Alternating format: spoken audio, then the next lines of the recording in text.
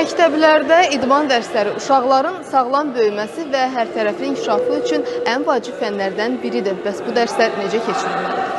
Fiziki tərbiyə dərslərini biz dövlət tərəfindən ayrılmış proqram əsasında keçirik.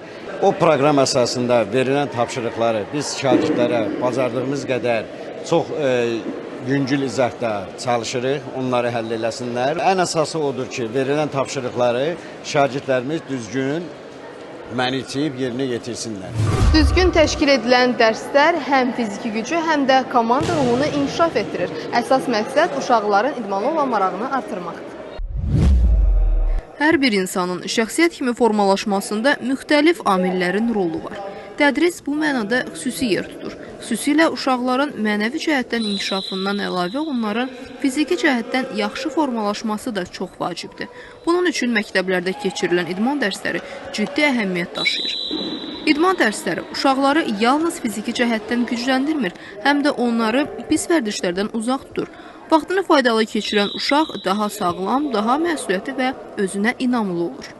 Hər ay, hər həftə turnirlər təşkil edirlər bu cəmiyyətlər və biz çalışırıq ki, əlimizdən gələni eləyək.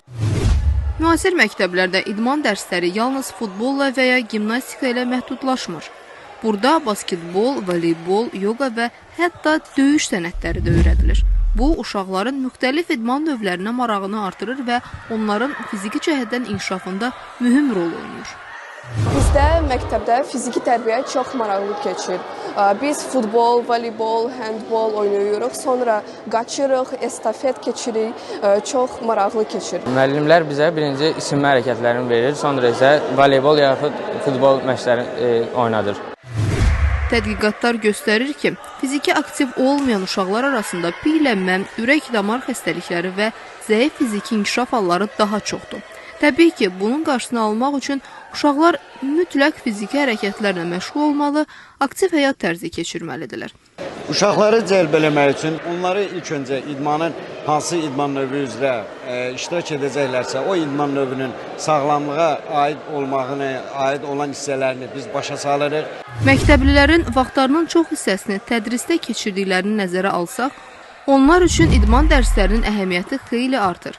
Ona görə də bədən tərbiyəsi və idman dərslərinə ciddi fikir verilməli, dərslər zamanı hər bir uşağın müəllimlərin verdiyi tapşırıqları dəqiq yerinə yetirməsi nəzarətdə saxlanılmalıdır. Gördüyünüz kimi idman dərsləri sadəcə hərəkət deyil, uğurlu gələcəyə atılan ilk addımdır. Əsas odur ki, dərslər maraqlı, müasir və hər kəsin iştirak edə biləcəyi formada keçsin.